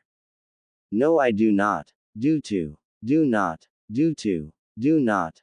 Naruto was ignoring them, chatting with Ayama about everything that had happened to him, and I ended up getting a ton of siblings, a few dozen or 100, I lost count. Wow. Ayame whispered in amazement but also sadness. I'm glad you've been safe. Plus I've gotten training I bet they never showed the others at the academy. I am sure you will be amazing. She nodded with a smile. You might even be a chunin before you go on any D missions. I doubt that. Naruto blushed. I've still got a ways to go. Don't talk down about yourself like that. She frowned as Naruto put the money on the counter for his meal. I know you can do it. Thanks, Ayame. Later. Naruto waved, walking away with his brothers hopping on his shoulders. Bye, Naruto. She smiled while staring a little bit. She sighed, chin resting in her palm with light blush. He's all grown up, to a point. I wonder what he'll look like when he gets older. She thought happily, licking her lips lightly. Time skip. Naruto was sitting back at his desk in the academy while waiting. It was the next day, everyone who graduated being there bright and early. Hope you get a good teacher, Hinata. Naruto smiled at her, his fox brothers and sisters all back at their home. Thank you. And Naruto. She spoke with a smile and stutter. I hope you do too. That was when Iruka walked in with a proud smile. Alright class, I have the list of your teams. Iruka smiled. I would like to tell you this. I am so proud of all of you. All of you have come so far, and now you all will help carry on the legacy of the village through hard work and effort. Everyone was smiling proudly, nodding. Now then, Time to call up who your team is and who your sensei will be. That was when Naruto zoned out as the first lot of teams were random civilian teams. I hope I don't get paired with that emo brat. Naruto thought while glancing at said male. Otherwise I might as well bang my head through a wall. Now for Team 7, Jonin Sensei as Kakashi Hatake. Iruka continued. Hey, I know him. Naruto thought, the name being familiar, but where from? First up is Naruto Uzumaki. Iruka read off. I'll remember when I see him. Naruto thought. With him is Sakura Haruka. Iruka continued. Yes. The pink-haired girl screamed happily, I'm with Naruto-kun. Sakura screamed as she bounced around in excitement. And Sasuke Uchiha. Iruka finished as the room went silent. Oh come on. Thought Naruto with a frown. He began to hit his head against the wall, Sakura screaming in anger. What? You're kidding me. Sakura screamed. You are putting us with that emo. Calm down Sakura. Spoke Iruka, who had to admit that was pretty funny. I'm just reading what was decided by the council and Hokage. Sakura growled, sitting down in annoyance. Now for Team 8. Iruka continued. Shino Aburame, Kiba Inuzuka, and Hinata Hyuga. Good luck Hinata. Naruto sighed, rubbing his bloody forehead which was healing. Thank you N. Naruto. She whispered. Yes. I'm with Hinata. Kiba roared with a grin. Your teacher is Kuranai Yuhi. Iruka explained. Team 9 is still in rotation from last year, so we will move to Team 10. A lot of teams must graduate or get kicked out. Naruto thought, but that's what you get with being a genin. Team 10 is comprised of Choji Akamichi, Shikamaru Nara and Ino Yamanaka. Your Jonin sensei is Asuma Sarutobi. Sweet. We're on the same team, spoke Choji to his friend while eating another bag of chips that came out of nowhere. But with a troublesome blonde. Just great, another bother. Shinkamaru grumbled. Hey, I heard that. Frowned Ino. Before she sighed and smiled, you better not expect me to just be my family's jutsu. I'm planning on creating some of my own, be my own person. Both looked at her confused before shrugging. And now you must wait for your Jonin sensei to arrive and collect your teams. It has been an honor teaching you. Iruka finished before walking out of the room. Everyone sat there, the concept they graduated finally hitting them. One woman with black hair, red eyes, and wearing clothing that looked like bandages walked, Team 8. She called, I am Kuranai Yuhi. Follow me, she ordered. Wow, hot. Muttered Kiba with a grin as he, Shino, and Hinata got up and followed her out. Yeah, she was. A brown-furred fox grinned as it appeared next to Naruto, wagging its three tails as it panted like a wolf, even making a few wolf howls. I wouldn't mind seeing what's under Tiga. Many of you may be wondering what happened to the poor fox. Well, you see, he was currently getting his face stretched out by Naruto, whose eye was twitching. Shut up, Naruto said, releasing the fox. Don't go staring at every woman you see. Naruto chastised, sitting down calmly. He huffed and crossed his forearms. Killjoy. That was when another man walked in. The man had brown eyes, olive skin, short black spiky hair, and a beard. His clothing consisted of the standard Konoha ninja uniform with the sleeves rolled up halfway, flak jacket, regular shinobi sandals and forehead protector. He also wore a sash that had the kanji for fire marked on it around his waist, a pair of black bangles, and bandages wrapped around the arms of his sleeves. Team 10. Here, Ino called as she stood up and pulled her two teammates up by their arms. Looks like I'll be training the new Ino Shika Cho trio. He chuckled while they left the room. Good luck Naruto. Ino called like a friend, waving as they all left. Naruto waved lightly, relaxing in his seat. Eventually it was just the three of them, much to Naruto and Sakura's. Sakura didn't mind being with Naruto, so she moved over and sat down beside him. Hi Naruto. She smiled, blushing, isn't this great? We can work together now. Kinda. Naruto nodded, but it sucks with him. Yeah. Sakura nodded, the two looking at the weakest link of the group. Speaking of Sasuke, I mean Sasuke. He stood up and walked towards them. If you're gonna start demanding for my skills, then keep your mouth shut. Naruto said without hesitation. He scowled and sat on the other side of Sakura. You'll tell me what I want to know one way or another. Never. Naruto shrugged as he stood up and summoned a few foxes. Sup bro. The foxes greeted, Sakura and Sasuke shocked at their appearance. I need to be able to do that. I need to summon animals. Sakura thought in determination, that will show him I deserve to be by his side and no one else. That power should be mine. Sasuke thought in anger, wanting power even if he didn't understand it. Why did you call us? A black-furred two-tail asked. Prank time. Naruto smirked evilly, his summons joining him. This'll be good. Kurama smirked. A few hours later Kakashi Hatake opened the door only for an eraser to land on his head. Followed by a bouncy ball, a fish, feathers and finally a bucket filled with pink paint. The one-eyed Jonin just stood there, having taken all the bits since the eraser to see what else was going to happen, Naruto and his small team of foxes falling over in wild laughter while Sakura giggled lightly at the sight of their sensei covered in feathers and bubble gum pink paint. Well, it's good to see he hasn't gotten tired of pranks. He thought with annoyance, but also joy at seeing the young boy looking different and seeming more happy from how much he was laughing. He kept himself calm though and coughed, taking the bucket off his head. My first impression. I hate you. Kakashi said nonchalantly, meet me on the roof. He said before disappearing in a puff of smoke. That guy has no humor. Remarked one of the foxes. Agreed. Another nodded. Oh that bastard. He didn't laugh and hates my Naruto-kun. Thought Sakura with a scowl, I will crush him for that. Sasuke himself scoffed before all three of them headed out and went to the roof. You're late. A paintless Kakashi said, reading an orange book. You didn't give us a time limit, so how can we be late? Asked Naruto with a smirk. Kakashi sighed and closed his book. Just sit down. The three did as they were told, Naruto sitting in the middle. Now then we'll go around telling each other a little about ourselves. Kakashi informed calmly. Can you give us an example if the format please, Kakashi-sensei?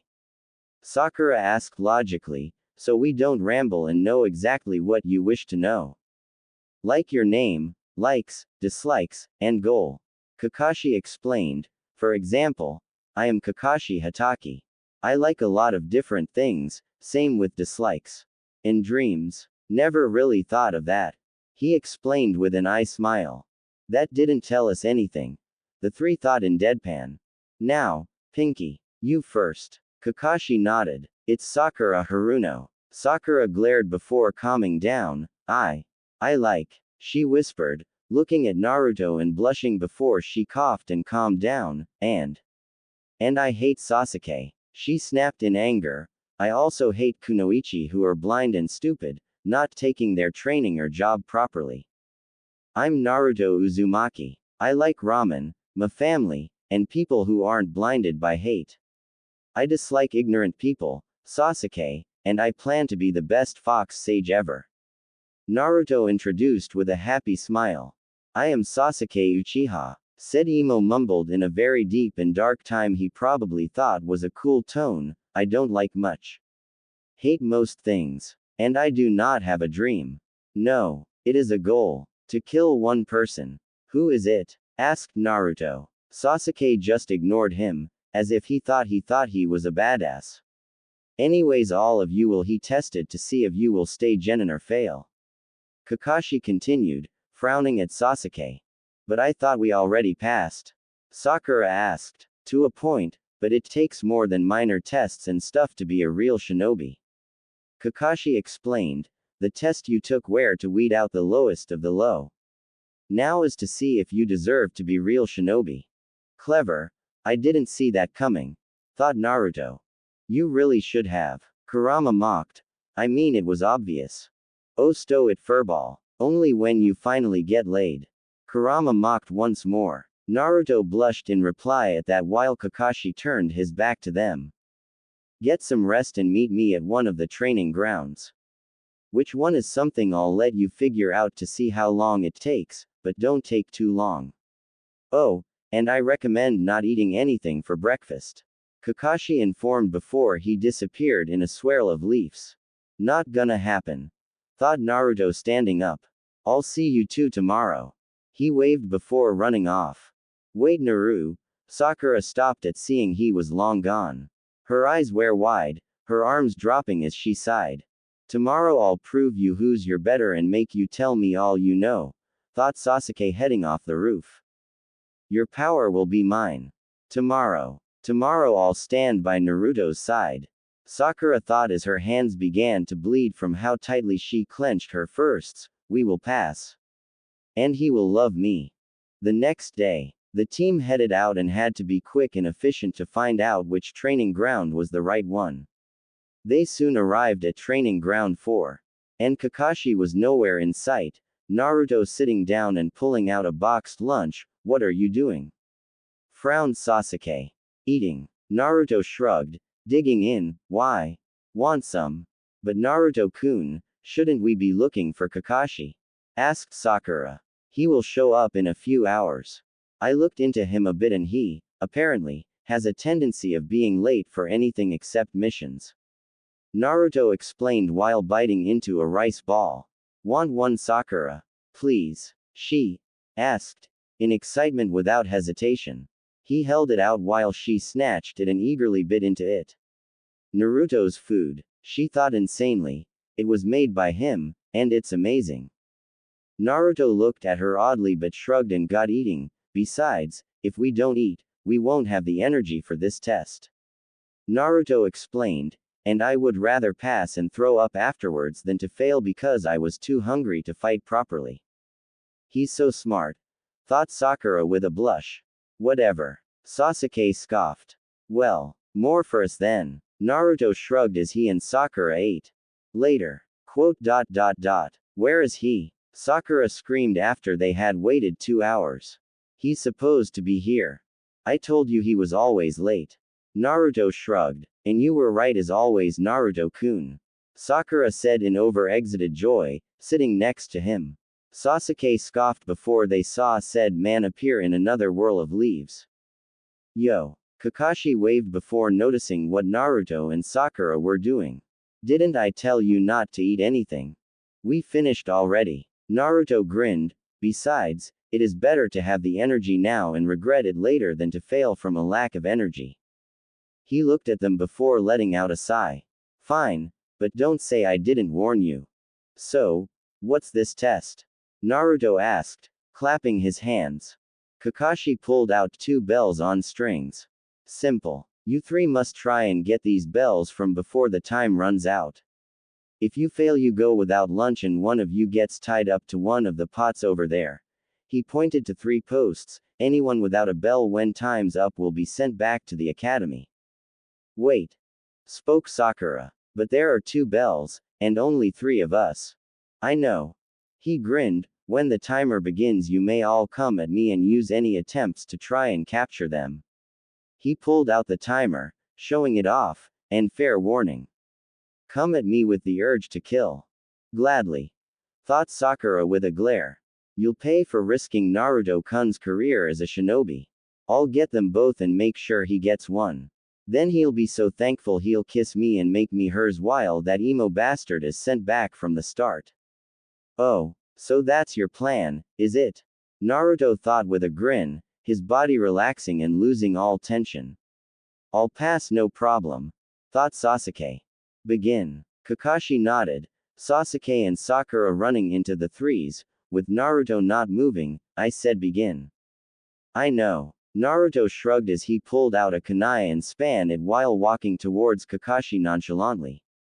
So you do realize your idea is not going to work, right? Kakashi warned but Naruto didn't reply. He just walked towards Kakashi casually, whistling and spinning the kunai. I doubt he'd do this and think it would be easy. He must be up to something. Naruto was growing closer and closer, not even hesitating and never slowing down. Kakashi narrowed his lone eye while reaching for his kunai pouch, only to pull out an orange book. Wow, who knew you were a pervert? Naruto shrugged, throwing the kunai from a small flick of his wrist. Kakashi was quick though and tossed a shuriken that knocked the kunai away. I've heard that before. But his eyes widened as Naruto disappeared without even smoke. What the? Gotcha. Naruto said from behind him, kicking him in the arm. Kakashi moved a little before skidding as he quickly put the book away and tossed two kunai at Naruto, but he wasn't there, his kunai hitting a tree. That guy's real tricky, isn't he? Naruto commented, leaning against Kakashi's shoulder. The former Anbu moved his arm out and managed to grab the front of Naruto's head before tossing him as far as he could throw. Wow, that was quite some distance. Naruto nodded from behind him, looking very impressed. He whirled at Naruto and was blown away. What the? How did you do that? Naruto grinned and flicked Kakashi's forehead. The fingers passing through Kakashi's forehead like Naruto wasn't there. Naruto then faded away. Naruto standing where he was when the test began, Fox style, Ghost Endless Army Jutsu. Naruto explained, relaxing, basically you would fight me endlessly, but whenever you hit them or killed them, they'd disappear and you'd keep fighting. It is a mix of shadow clone-like technique with a genjutsu around them as you don't see them waiting or see them disperse. Astounding. I've never seen a technique like this before. To think he's grown this much and learned something like this. Kakashi thought, getting into a serious fighting stance. No more tricks. First lesson.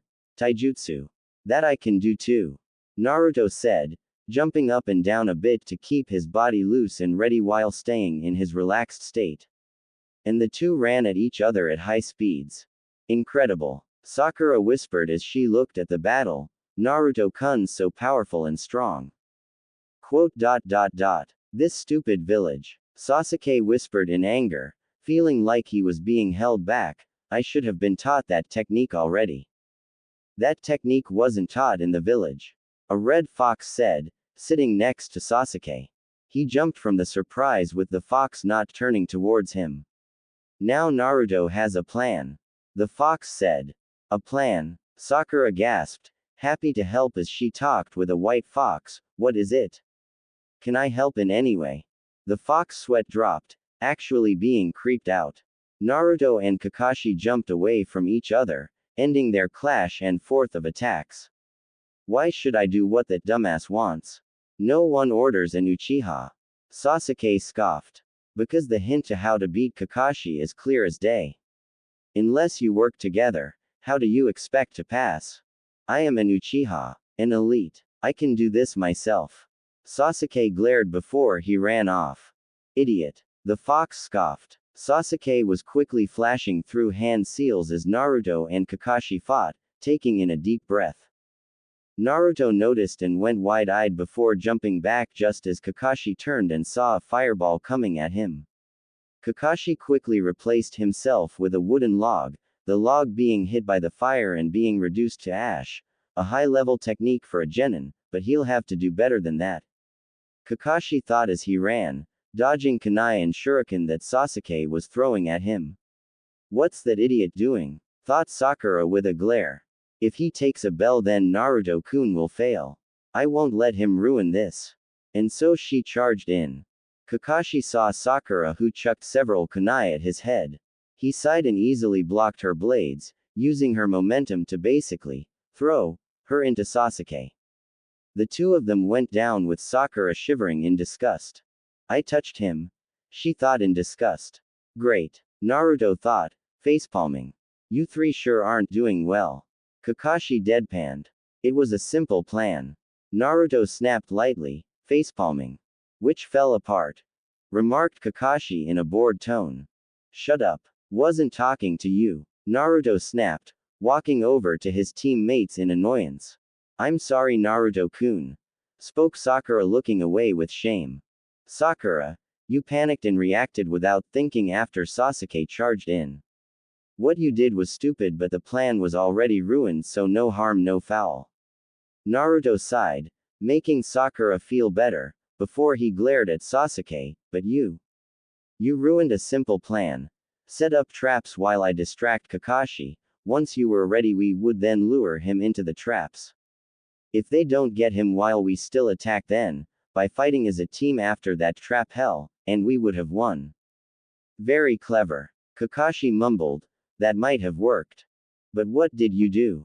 You shot a fireball, which not only nearly hit Kakashi but it also nearly hit me, and you ruined our plan. Naruto added as he glared at a clearly annoyed Sasuke. TCH, you were the one in the way. He scoffed before Sakura decked him in the face with a scowl. You're lucky I had a backup plan.